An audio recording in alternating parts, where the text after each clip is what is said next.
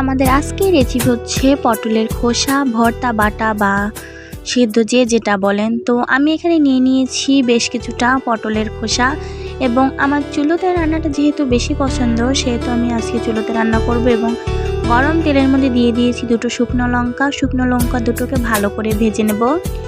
শুকনো লঙ্কা দুটো ভালো করে ভেজে নেবার পর তাতে দিয়ে দিব বেশ খানিকটা হচ্ছে পেঁয়াজ কুচিটাকে আমি হালকা করে ভেজে নেব। হালকা করে পেঁয়াজ কুচিটা ভেজে নেবার পরে এখানে দিয়ে দিব বেশ কিছুটা রসুন কুচি, কারণ বাটা ভর্তা এইসব জিনিসে রসুন কুচিটা খুব ভালো লাগে যারা পেঁয়াজ রসুন পছন্দ করে। তো আমি পেঁয়াজটাকে হালকা করে ভেজে নেবার পরে তার মধ্যে অ্যাড করব বেশ খানিকটা রসুন কুচিগুলোকে দিয়ে আমি আরও কিছুক্ষণ ভেজে নেব।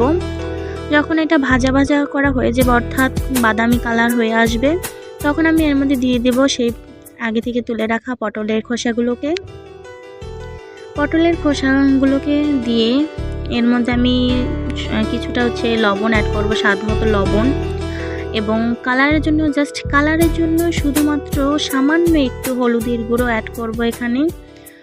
এটা আপনারা চাইলে স্কিপ করতে পারেন যারা অপছন্দ করেন, এটা যার চয়েস মতো, কিন্তু লবণটা অ্যাড করতে হবে ভাই, লবণ ছাড়া কোনো কাজ নেই।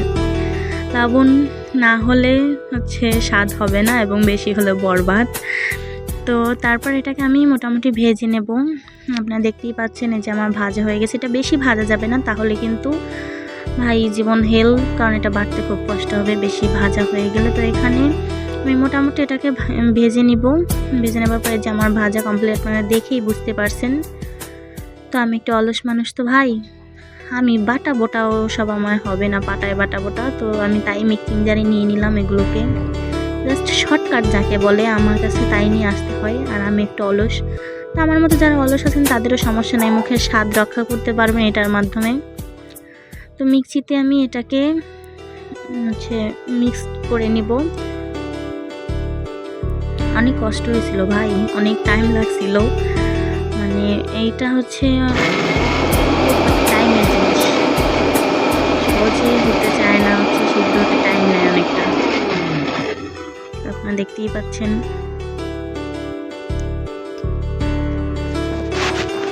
দেখেন তারপরেও হলো না, দুবার আমি দিলাম তারপরে কিছু পরিবর্তন হলো না।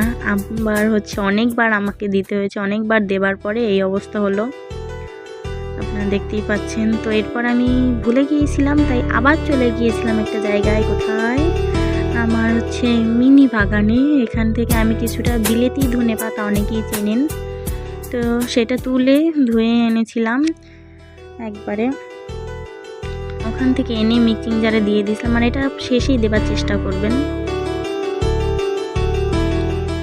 এটাকে আমি এখন দিয়ে দেব মিক্সিং জারের মধ্যে, দিয়ে এটাকে আবার ম্যারিনেট করে নেব।